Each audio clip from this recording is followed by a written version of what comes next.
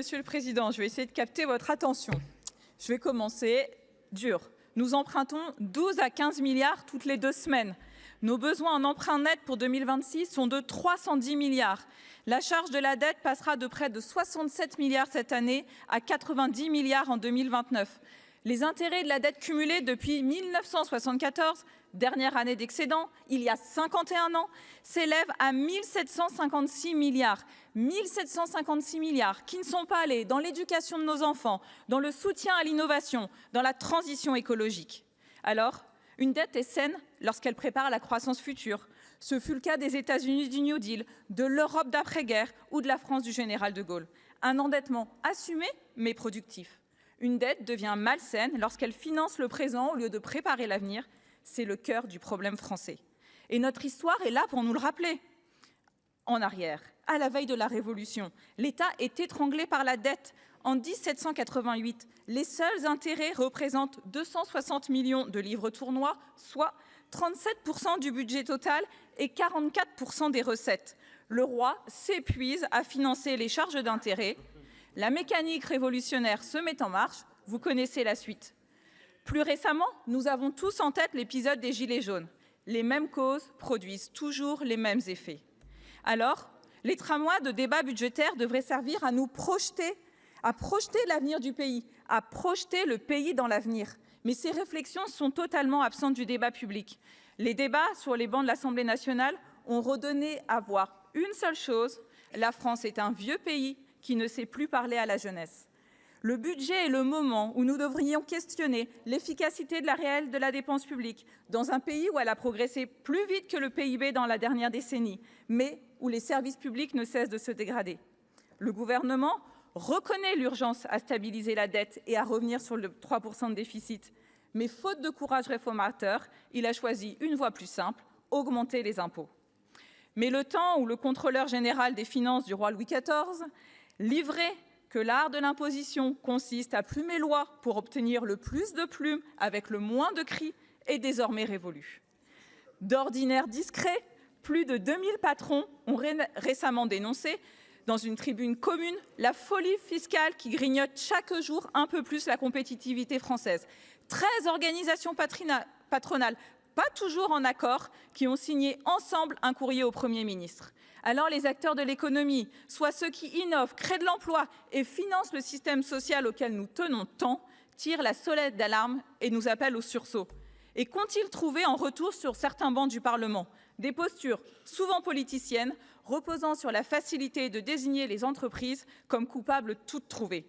Mais pourtant, ces entreprises, auxquelles plus de 60% des Français déclarent faire confiance, davantage qu'en Allemagne, aux Pays-Bas ou en Italie, sont accusées par des politiques en lesquels seulement 26% des Français se fient et des syndicats auxquels seulement 37% des Français accordent leur crédit de tous les maux.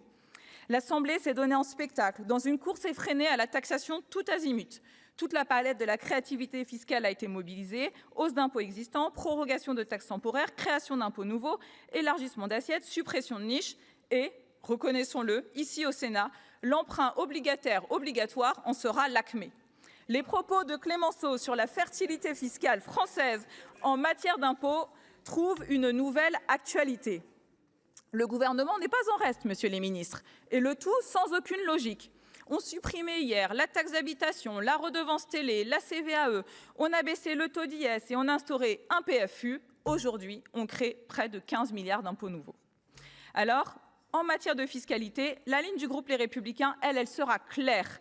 Oui à la lutte contre l'optimisation fiscale, non à la fiscalité de rendement.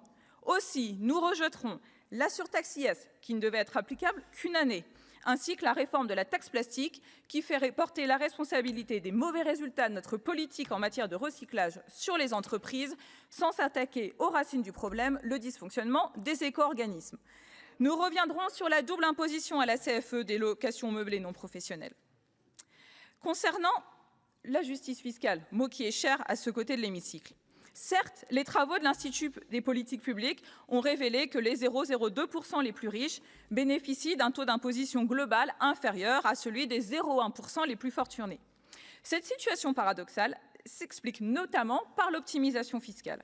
Alors, Sur ces sujets-là, nous nous rejoindrons. Mais nous refusons la dérive politique tirée de cette étude, et notamment la fameuse taxe Zuckman.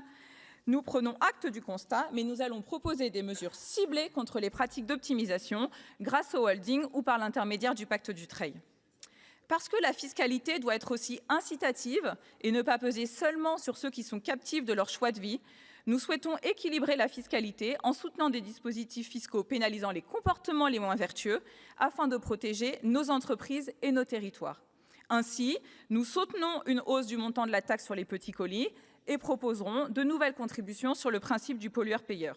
Nous soutiendrons aussi la convergence des assises entre le gaz et l'électricité proposée par le rapporteur général qui encourage la décarbonation de notre économie. Mais il est important que ces nouvelles recettes ne servent pas d'excuse à de nouvelles dépenses. Et la question à se poser dans cet hémicycle, elle est simple. Les Français en ont-ils pour leur argent? Et malheureusement, je pense que tous les Nicolas qui payent vont répondre non. Les études montrent qu'à qualité égale, notre fonction publique coûte davantage qu'ailleurs. Retirer 1 euro ne signifie donc pas diminuer le service public. La réorganisation peut même s'accompagner d'une amélioration de la qualité du service rendu. Le sujet de l'inefficacité de notre dépense publique est in fine celui du consentement à l'impôt. Et le chiffre du jour, issu de travaux du Conseil des prélèvements obligatoires, nous le confirme. 78% des Français estiment désormais que le niveau général d'imposition est trop élevé. Et pourtant, nous savons tous ce qu'il faut faire.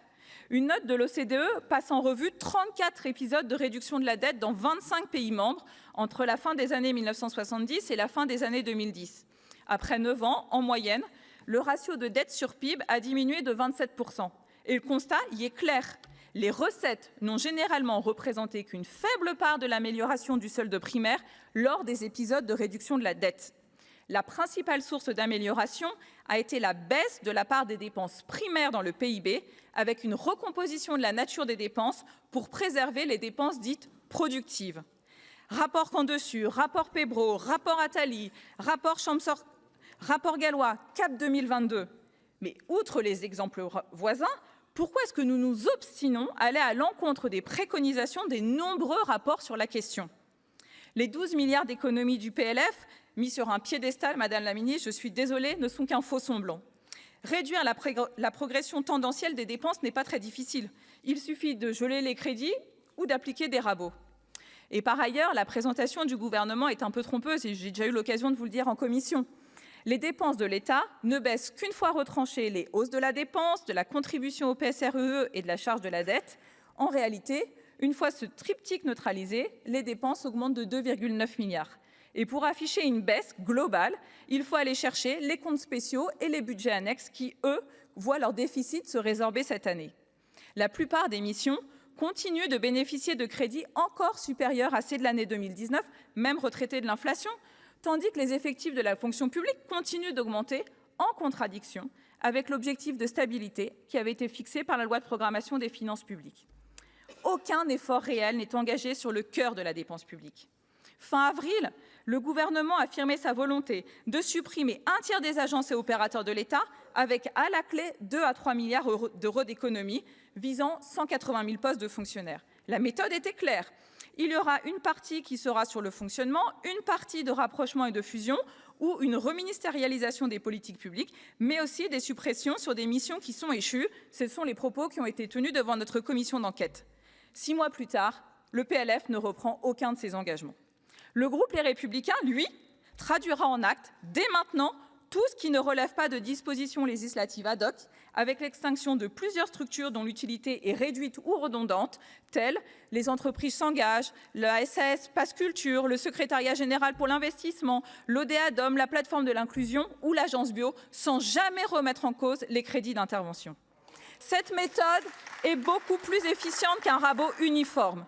Beaucoup d'opérateurs sont en effet liés à des engagements pluriannuels que l'État devrait assumer quoi qu'il arrive. Autrement dit, le rabot ne ferait que déplacer la charge sans produire d'économies réelles. Nous considérons également que les collectivités doivent participer à l'effort, mais de manière proportionnée, et Stéphane Sautarel y reviendra. Un effort ramené à 2 milliards d'euros au lieu de 4 accompagnée de réformes indispensables comme la mutualisation des achats publics, la réduction des financements hors compétences obligatoires et le respect de la durée légale du travail, permettant une économie de près de 52 000 équivalents temps plein. N'oublions pas, ici, et nous le savons tous, que les collectivités sont souvent le premier secours de ceux qui n'ont rien. Et parmi ceux qui n'ont rien, les jeunes sont les premières victimes. Ils représentent 45% des plus pauvres, une dynamique que nous avons le devoir moral d'enrayer. Pour conduire une politique budgétaire et fiscale équitable, il ne suffit plus aujourd'hui de s'interroger sur les inégalités sociales, mais aussi sur les inégalités entre générations. Cette citation, elle est tirée d'un rapport du Conseil des prélèvements obligatoires de 2008 qui traite du malaise intergénérationnel et avait pour rapporteur un certain Emmanuel Macron, alors inspecteur des finances. Ce constat est toujours vrai. Et ce n'est pas d'un budget lutte des classes dont notre pays a besoin, mais d'un budget qui repose sur la solidarité entre les générations. Toujours dans ce même rapport, l'accroissement de la dette publique associé au vieillissement de la population pose la question de la soutenabilité des politiques. À l'époque, la dette représentait 64% de notre PIB. Qu'écrirait le CPO aujourd'hui? Nous nous sommes concentrés vertueusement sur le fait d'envoyer 80% d'une classe d'âge vers le bac et quasi systématiquement en études supérieures, sans vouloir voir que la valeur du diplôme s'érodait avec le temps, que l'entrée dans la vie active des générations actuelles se faisait par des transitions beaucoup plus fréquentes entre contrats courts et précaires et chômage, que l'accès au logement est un défi pour de nombreux jeunes. Le recul de l'âge moyen à l'héritage de 10 ans en 40 ans explique pour partie la concentration du patrimoine entre les mains les plus âgées. Et cet âge moyen devrait continuer à reculer d'ici à 2070. La circulation de l'argent vers les jeunes foyers est une nécessité. Encourager fiscalement les donations par rapport à l'héritage permettra de stimuler cette circulation du capital au profit des jeunes qui investissent dans l'immobilier ou veulent entreprendre et réduira de facto les inégalités patrimoniales entre générations. À date, les transferts intrafamiliaux ne permettent pas de corriger les transferts générationnels opérés par les prélèvements obligatoires. En conclusion, comment ne pas reconnaître que notre modèle est à bout de souffle? Pendant longtemps, on a pensé qu'augmenter les crédits suffirait à améliorer la qualité du service public. Un service public performant doit avant tout être agile et adapté aux besoins de son époque. Aujourd'hui, nombre d'administrations fonctionnent encore sur la base de logiciels d'il y a 30 ans. Y injecter davantage d'argent sans repenser l'organisation n'aura aucun effet. Prenons l'hôpital qui a été au cœur de nos débats il y a quelques jours. On pourra multiplier les financements, rien n'avancera sans réforme structurelle. La transition démographique augmente mécaniquement le nombre de personnes âgées et la durée de leur prise en charge. Dans le même temps, les progrès technologiques renchérissent le coût des actes médicaux, notamment en imagerie. Tant que la tarification à l'activité, le rôle des complémentaires santé ou encore les obligations pesant sur l'exercice libéral ne seront pas repensées en profondeur, le système restera à bout de souffle. Redevenu redistributif plutôt que protecteur, l'État multiplie les chèques exceptionnels au lieu de rétablir la primauté des revenus du travail sur ceux de la rente. Pris en étau entre la contraction de ses ressources et l'expansion de ses bonnes œuvres, l'État social s'endette toujours davantage. Cette dette devient alors le prétexte pour réduire encore son champ d'action dans les transitions démographiques, numériques et un autre prétexte à accélérer les hausses de fiscalité. Au groupe Les Républicains, nous refusons de nous y résoudre. Nos votes suivront donc une ligne claire: libérer l'économie, équilibrer la fiscalité, responsabiliser les administrations publiques pour ne pas créer une guerre des générations. Merci.